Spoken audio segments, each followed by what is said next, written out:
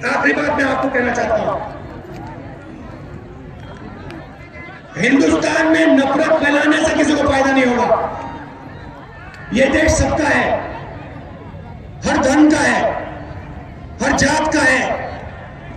इसमें अलग अलग प्रदेश हैं, अलग अलग भाषाएं हैं। सबको मिलकर काम करना पड़ेगा, तभी प्रगति होने वाली है।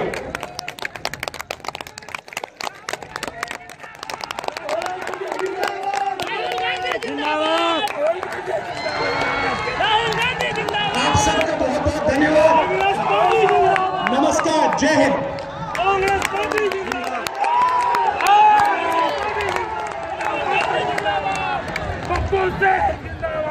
राहुल गांधी जिंदाबाद जिंदाबाद जिंदाबाद। चौकीदार चोर है, गली गली में चोर है।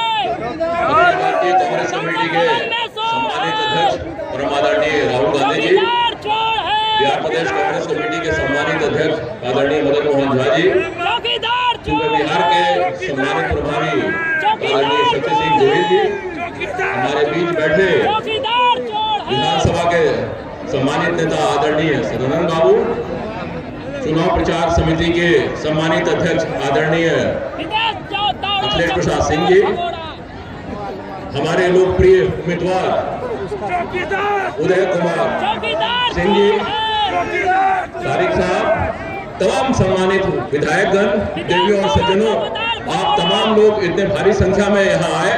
आपने आदरणीय राहुल जी को सुना और मैं समझता हूँ कि ये चुनाव का समय है।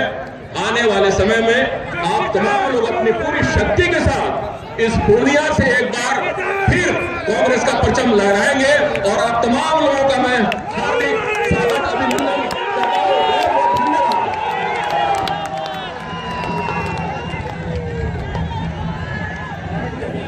कांग्रेस पार्टी के राष्ट्रीय अध्यक्ष आदरणीय राहुल गांधी जी हमारे बीच में पहुंच चुके हैं। जोरदार नारे के साथ स्वागत करें। राहुल गांधी कांग्रेस पार्टी। मैं निवेदन करूंगा जिला कांग्रेस कमेटी की सम्मानित अध्यक्षा से कि वो आदरणीय राहुल जी का स्वागत करें। किसान कांग्रेस के साथियों से निवेदन है कि वे हल बैठ करके आदरणीय राहुल गांधी जी का स्वागत करें। बहन पूनम पासवान जी से मेरा निवेदन है कि वो भी आदरणीय राहुल जी का स्वागत करें। महिला कांग्रेस से मेरा निवेदन है कि वो आदरणीय राहुल जी का स्वागत करें।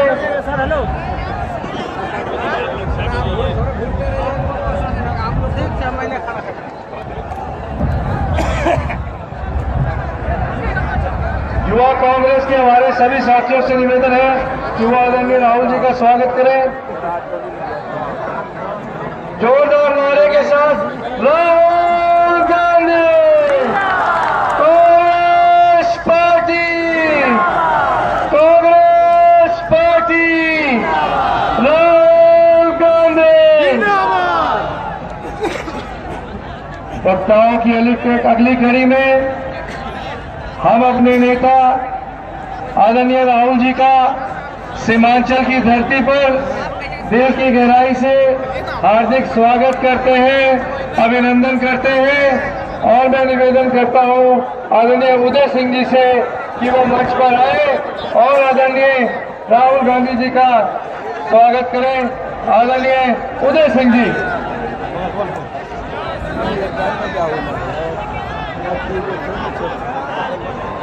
सभी लोगों को नमस्कार। आज पूर्णिया की इस पावन धरती पर चिलचिलाती हुई धूप में पूर्णिया के एक एक पंचायत कोने कोने से लोग आए हैं। कांग्रेस पार्टी के राष्ट्रीय अध्यक्ष, हम सभी लोगों के नेता आदरणीय राहुल गांधी जी का स्वागत करने के लिए मैं इनके स्वर में स्वर मिला के मैदान में आकर आप हम लोगों को संबोधित करेंगे। क्योंकि समय का अभाव है, मैं ज्यादा समय न लेता हुआ ये कहना चाहूंगा कि पिछले 5 वर्ष जो मेरे पूर्णिया के बीते हैं वो अत्यंत ही दुखदायी रहा है। समस्याओं को गिनवाने की जरूरत नहीं है, लेकिन ये जो लोग यहाँ खड़े हैं ये मन में एक विश्वास लेकर आए हैं, आपके प्रति एक विश्वास लेकर आए हैं कि बदलाव होगा और जल्द होगा।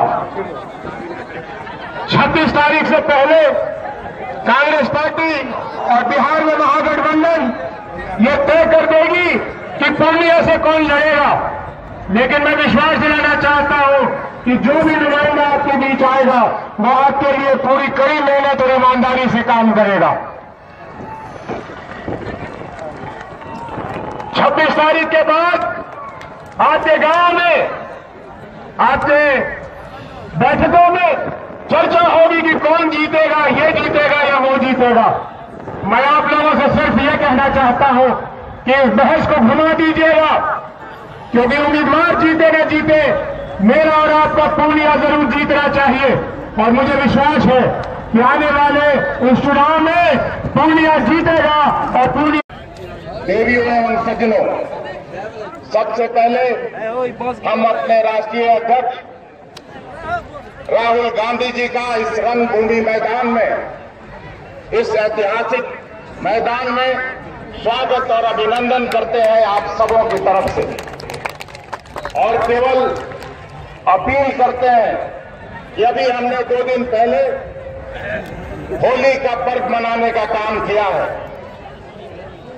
रंगों का त्योहार होली एक दूसरे को लगाकर आपसी प्रेम और भाईचारा का ये पर्व हम लोगों को एकताबद्ध करने का काम करता है। आने वाले आसन चुनाव में सांप्रदायिकता के इस जहर को यहां से संकल्प लेने की जरूरत है। हम धन्यवाद देते हैं राहुल गांधी जी को कि सबसे पहले चुनाव के पहले पूर्णिया में आकर उद्घोष करने का काम किया है कि सांप्रदायिक शक्तियों के सपनों को चकनाचूर करना है इस आसन चुनाव में। और एक भी सीट मोदी जी और उनके कंपनी को यहां से जीतने नहीं देना है। मैं जानता हूं राहुल गांधी जी की दूसरी सभा बंगाल में लगी है। मैं आपके और उनके बीच दीवार नहीं बनना चाहता। फिर से इस रंगभूमि मैदान में आप सबों को धन्यवाद देते हुए और कांग्रेस प्रेसिडेंट राहुल गांधी जी का स्वागत करते हुए अपनी बात समाप्त करता हूं। और इस कड़ी धूप में आप सबों को धन्यवाद देता हूं कि आपने आकर कांग्रेस पार्टी का उत्साह बढ़ाने का काम किया। बहुत बहुत धन्यवाद। धन्यवाद अखिलेश सिंह जी। इससे पहले राहुल जी को मैं मंच पर आमंत्रित करूं एक जोरदार नारे के साथ। कांग्रेस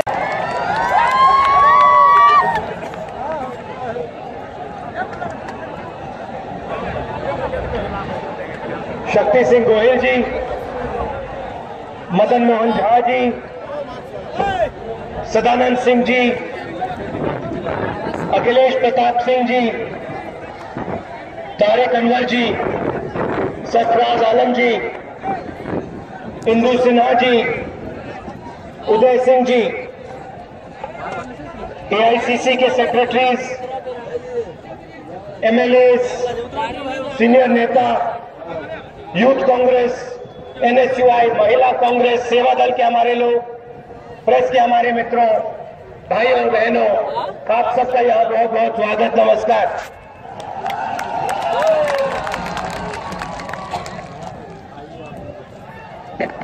दो हजार चौदह में नरेंद्र मोदी जी प्रधानमंत्री बने। बहुत लंबे लंबे वायदे किए थे। 15 लाख रुपए हर बैंक अकाउंट में डाल दूंगा। हर बैंक अकाउंट में मुझे प्रधानमंत्री बनाओ, हर बैंक अकाउंट में 15 लाख रुपए डाल दूंगा। मुझे प्रधानमंत्री बनाओ, 2 करोड़ युवाओं को हर साल रोजगार मिल जाएगा। मुझे प्रधानमंत्री बनाओ, किसानों को सही दाम दे दूंगा। मुझे प्रधानमंत्री बनाओ, जो भी चाहते हो आपको मिल जाएगा, बस प्रधानमंत्री बना दो। ये नरेंद्र मोदी ने कहा। क्या कर रहे हैं? अब कहते हैं हम सब चौकीदार।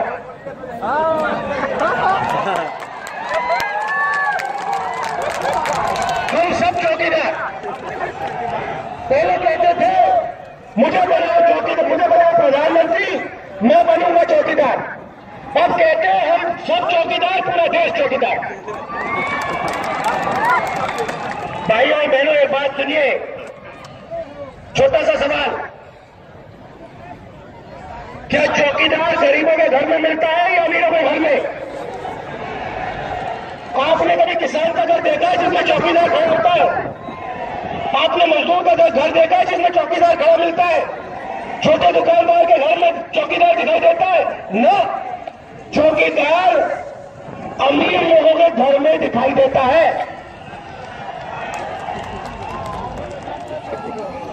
हाँ, उत्तर प्रदेश, बिहार में किसान जरूर चौकीदारी कर रहा है।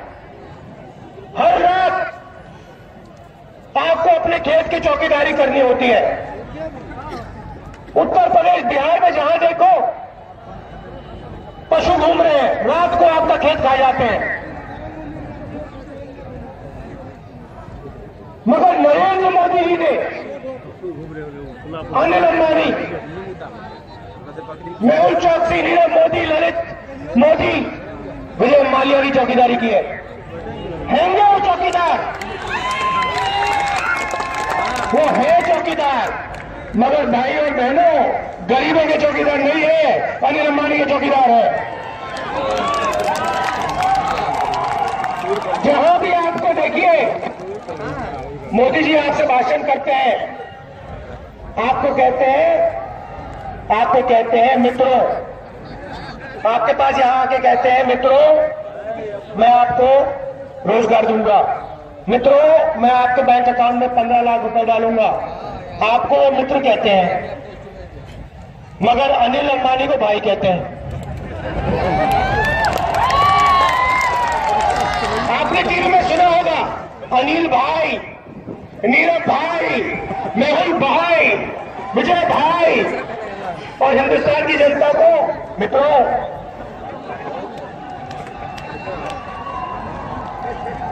मित्रों के जेब से पैसा निकालकर नरेंद्र मोदी ने भाइयों को दे दिया।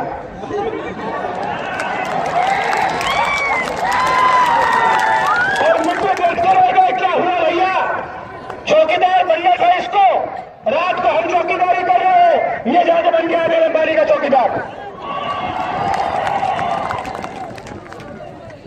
मैं आपसे पूछना चाहता हूं, बिहार की जनता से पूछना चाहता हूं, कितना रोजगार दिया नरेंद्र मोदी ने आपको? मैं कुछ दिन पहले नॉर्थ ईस्ट गया, असम, मणिपुर, असम और मणिपुर में मुझे बिहार के लोग दिखे। क्या कर रहे थे? मजदूरी कर रहे थे।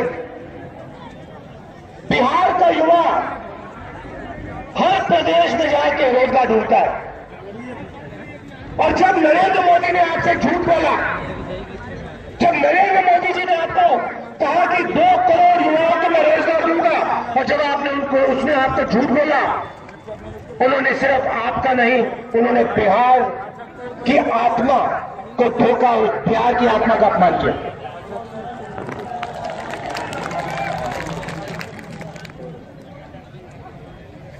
अभी आपने मुझे माला पहनाया, मखाने का माला पहनाया।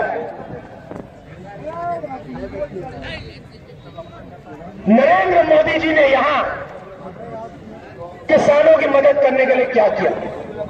क्या उन्होंने फूड प्रोसेसिंग का कारखाना लगाया? कोई लोग लगाया उन्होंने? सरकार है उनकी, एनडीए की, दिल्ली में सरकार है। आप मुझे बताओ, क्या किसान को कर्जा माफ किया? किसान को बोनस दिया? किसान से बात भी की? मैंने नरेंद्र मोदी जी को अनिल अंबानी से गले मिलते हुए फोटो देखी, यूं मिल रहे हैं, दोनों मुस्कुरा रहे हैं। मैंने नीरव मोदी के साथ उसकी फोटो देखी है, नरेंद्र मोदी की, मेहुल चौकसी के साथ फोटो देखी है, कर गया, मिल के गया उससे, अरुण जेटली से, चोर से।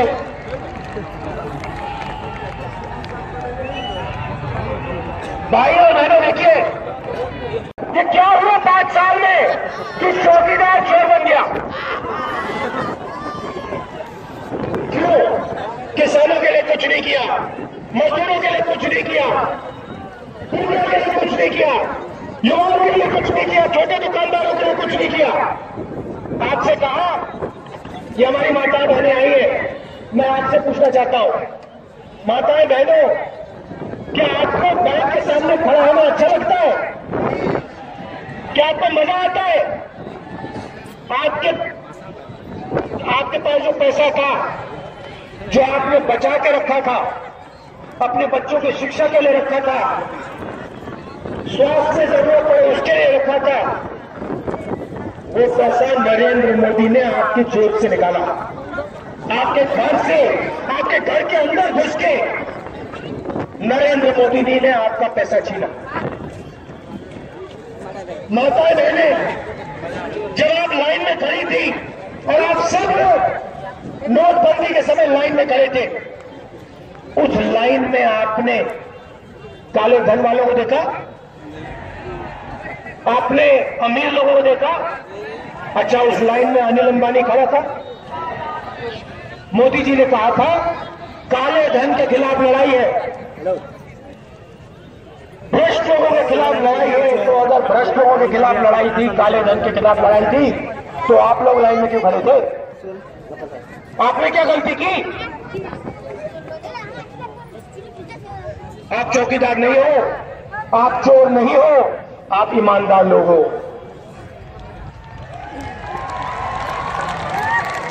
और भाइयों और बहनों, अच्छी तरह सुनिए, मैं आपको हर मीटिंग में समझाता हूं, मैं आपको हर मीटिंग में समझाता हूं। बैठ जाओ, मैं आपको हर मीटिंग में समझाता हूं। जब आप जाते हो, जब आप बंबई जाते हो और आप अपना खून पसीना देते हो, मजदूरी करके आपके हाथ थकते हैं, जब आप बंबई में काम करते हो, आप अनिल अंबानी जैसे लोगों को देखते हो, आपको दिखते हैं। आप ऊपर की ओर देखो, प्राइवेट हवाई जहाज में अनिल अंबानी उड़ता हुआ दिखाई देता है, बड़ी बड़ी इमारतें हैं, चमकती गाड़ियां हैं। भाइयों और बहनों, ये आपका पैसा है, मैं आपको समझा कर थक गया हूं, ये आपका पैसा है। आपके जेब में से पैसा निकालकर सीधा नरेंद्र मोदी इनको दे रहा है। नरेंद्र मोदी तो हिंदुस्तान चाहता है, एक मजदूरों का, छोटे दुकानदारों का, भूखे लोगों का, और दूसरा 15 लोगों का, उसमें 15 लोग हैं, अनिल अंबानी, मेहुल चोकसी, नीरव मोदी, 15 लोग। आप लोग दिन भर काम करो, मर जाओ, पिस जाओ, कट जाओ, कोई फर्क नहीं पड़ता। वो 15 लोग आपके खून पसीने में जिएंगे। हिंदुस्तान की सच्चाई है, आपको अच्छी लगे ना लगे, ये हिंदुस्तान की सच्चाई है। और उनका जो चौकीदार है, वो दिन भर उनका काम करता है। भाइयों और बहनों,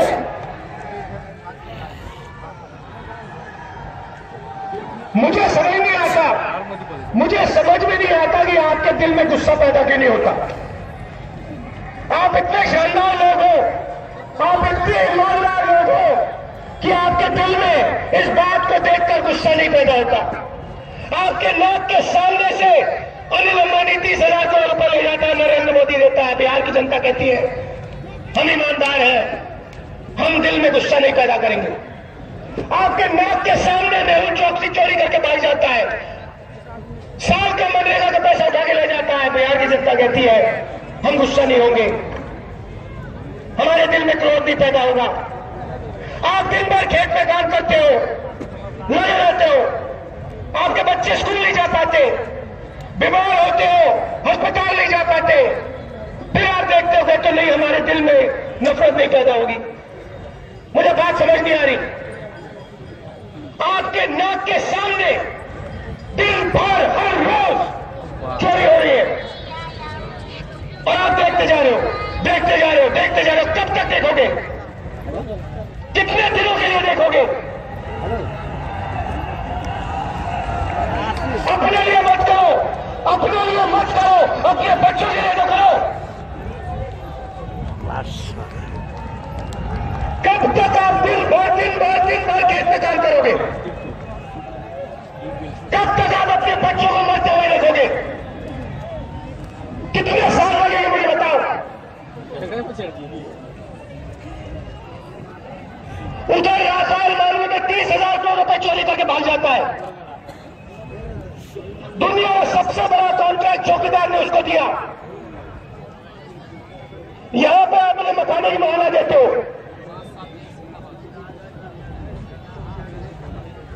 खून पसीना आता है। आपको मकाने के लिए क्या रेट मिलता है? कितना पैसा मिलता है आपको? कितने रुपए मिलते हैं? यहां पे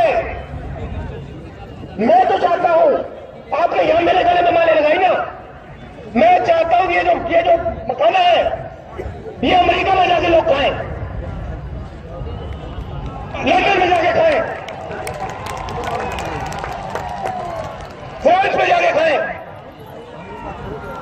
मगर अगर यहां फूड प्रोसेसिंग कारखाना नहीं लगेगा, अगर यहां कोल्ड स्टोरेज नहीं लगेगी, अगर किसानों का कर्जा माफ नहीं होगा, किसान को बोनस नहीं मिलेगा, तो आप ये काम कैसे करोगे मुझे बताओ? आपकी कोई मदद नहीं करता, सरकार कुछ नहीं देती आपको। हमारे भैया देखो, अच्छी तरह सुन लो, राजस्थान, मध्य प्रदेश, छत्तीसगढ़ में कांग्रेस की सरकार आई। मेरे साथ बोलिए इस मीटिंग में, कुछ भी हो जाए मुझे फर्क नहीं पड़ता। आसमान फट के गिर जाए मुझे फर्क नहीं पड़ता। 10 दिन के अंदर किसान का कर्जा माफ होगा, नहीं कैसे नहीं होगा?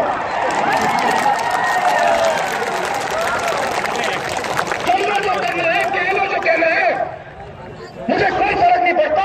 10 दिन के अंदर किसान का कर्जा माफ होगा, करो जो करना है। भाई और बहनों, 2 दिन लगे, 2 दिन में मध्य प्रदेश, छत्तीसगढ़, राजस्थान के हर किसान का कर्जा माफ हो गया। उधर नरेंद्र मोदी ने 3.5 लाख करोड़ रुपए 15 लोगों ने माफ किए। हर भाषण में कहता है किसानों की मदद करता हूं, झूठ बोलता है। हर भाषण में कहता है और रोज आपके जेब में से चोरी करता है। नोटबंदी में नीरव मोदी को पैसा दिया। बीजेपी के लोग, भाई और बहनों, अच्छी तरह सुन लो, अमित शाह के बैंक ने 700 करोड़ रुपए काला धन सफेद किया है। अमित शाह के बैंक ने। करते जाओ जितना करना है, दिन भर करो, ये मजा लो। मगर जब तक आप लोग खड़े नहीं होगे ना, जब तक आप लोग एक होकर खड़े नहीं होगे ना, यहां कुछ नहीं होने वाला भाई और बहनों।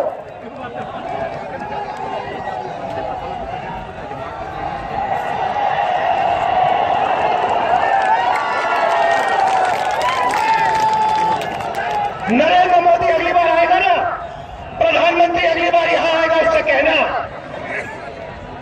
वायदे किए थे तुमने हमसे। 2 करोड़ रोजगार देने का वादा किया था, तुमने झूठ के बोला। 15 लाख रुपए देने की बात की थी, झूठ के बोला। किसान का कर्जा माफ करने की बात की थी, झूठ के बोला। सही दाम दिलवाने की बात की थी, झूठ के बोला। छत्तीसगढ़ में 2,500 रुपए धान के लिए मिल रहे हैं, पता लगा लीजिए। 2,500 रुपए किसान को धान के लिए छत्तीसगढ़ की सरकार दे रही है। और बताता हूं, जमीन अधिग्रहण मिल रहा है। हमने साफ कहा, गरीबों से जमीन नहीं छीनी जा सकती है। कर लो जो करना है।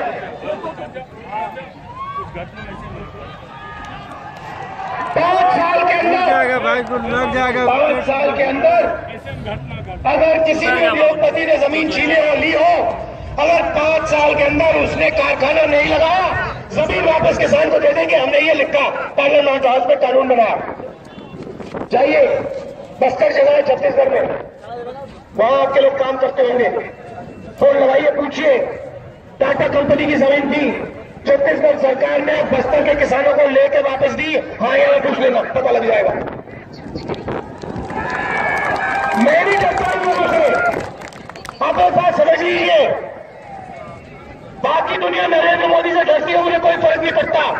मैं नरेंद्र मोदी बीजेपी आरएसएस से नहीं डरता। मैं सिर्फ एक चीज से डरता हूं, मैं सिर्फ एक चीज से डरता हूं, मैं सिर्फ सच्चाई को मानता हूं, किसी चीज को नहीं मानता हूं मैं। और मैं आपको सच्चाई बता रहा हूं, हर रोज आपके जेब में से, बिहार के युवाओं जग जाओ, आपके जेब में से हर रोज पैसा छीना जा रहा है, आपका पैसा लूटा जा रहा है। चौकीदार नरेंद्र मोदी, फायदेमंद अनिल अंबानी, पूरा फायदा लो, मजे लो। मैं उस दिन के लिए ठहरा हुए दिन आएगा जिस दिन बिहार का युवा अपनी आंख खोलेगा और कहेगा भैया बस हो गया, अब तो मैं टाइट करने जा रहा हूं। वो दिन आएगा, वो आएगा, आने वाला है, 2019 में आएगा।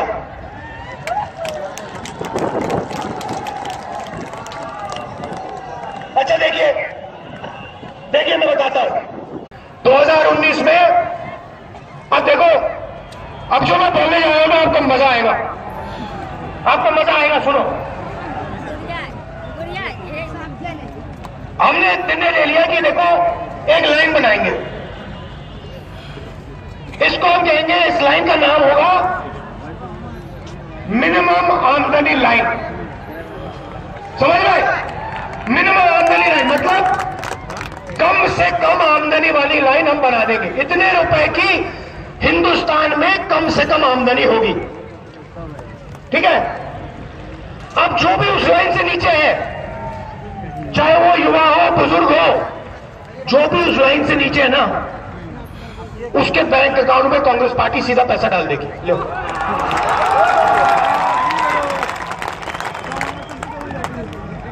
हिंदुस्तान की मिनिमम कम से कम आमदनी लाइन के नीचे हम एक बंदे को नहीं छोड़ेंगे।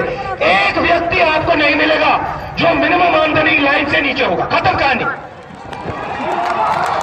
नीरव मोदी को पैसा दोगे, भैया मालिया को पैसा दोगे, नरेंद्र मोदी को पैसा दोगे, ठीक है। हम किसानों को पैसा देंगे, मजदूरों को पैसा देंगे, युवाओं को पैसा देंगे, छोटे दुकानदारों को पैसा देंगे। करो जो करना है। तो मिनिमम आमदनी की लाइन हमने बना दी है।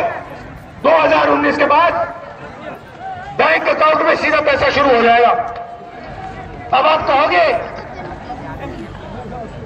नरेंद्र मोदी ने भी वायदा किया था, अब आप कहोगे नरेंद्र मोदी ने वायदा किया था, अब राहुल गांधी वायदा कर रहा है। अब मैं आपको बताता हूं, अब आप मेरे सब भाषण सुन लो। 15 साल से मैं भाषण दे रहा हूं, एक भाषण में मेरा झूठ निकाल के दिखा दो मुझे, एक झूठ दिखा दो। मैंने आपसे कहा था कर्जा माफ होगा, 70,000 करोड़ रुपए किसानों का कर्जा माफ कर दिया था। मैंने आपसे कहा था रोजगार देंगे, मनरेगा पूरे देश में चला दिया। मैंने कहा था आपसे जमीन नहीं छीनी जाएगी, जमीन अधिग्रहण बिल हम ले आए। मैंने मध्य प्रदेश, राजस्थान, छत्तीसगढ़ की जनता से कहा था आसमान फट जाए, सूरज ना आए बाहर, मैं कर्जा माफी करके दिखा दूंगा, कर दिया।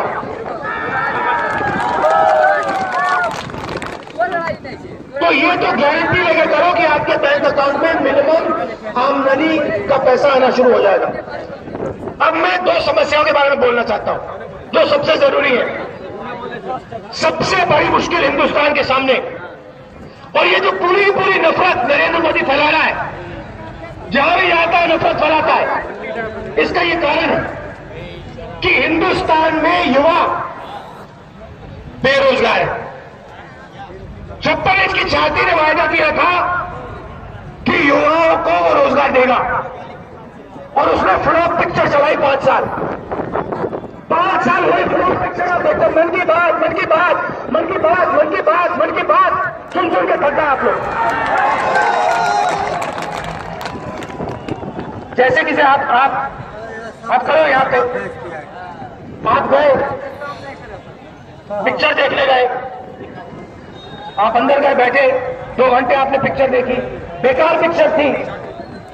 आप बाहर आए, आपने कहा फ्लॉप पिक्चर थी। आपके दोस्तों ने आपसे पूछा, आपने कहा फ्लॉप पिक्चर थी, बेकार पिक्चर थी। अब देखो मुसीबत, वही पिक्चर आप 5 साल से हर रोज देख रहे हो, दिन भर वही पिक्चर, मन की बात, मन की बात, मन की बात, मन की बात, मन की बात। पता नहीं कहां देखे भैया, ये आ गया, प्रेस वाले सब थक गए, डर गए, दिन भर ही उनकी बात करते हैं, दिन भर। राफेल मामले में डिफेंस मिनिस्ट्री के कागज आते हैं, डिफेंस मिनिस्ट्री के लोगों ने कहा है चौकीदार चोर है, मीडिया वाले उठाते नहीं है, मीडिया वाले उठाते नहीं है। देखो मुस्कुरा रहे हैं यहाँ पे, वो देखो हंस रहे हो। अरे भाई हम समझते हैं आप लोग डरे हुए हो, अमीरों में चौकीदार मारेगा, मैं समझता हूं, मगर डरो मत, डरने की कोई जरूरत नहीं है।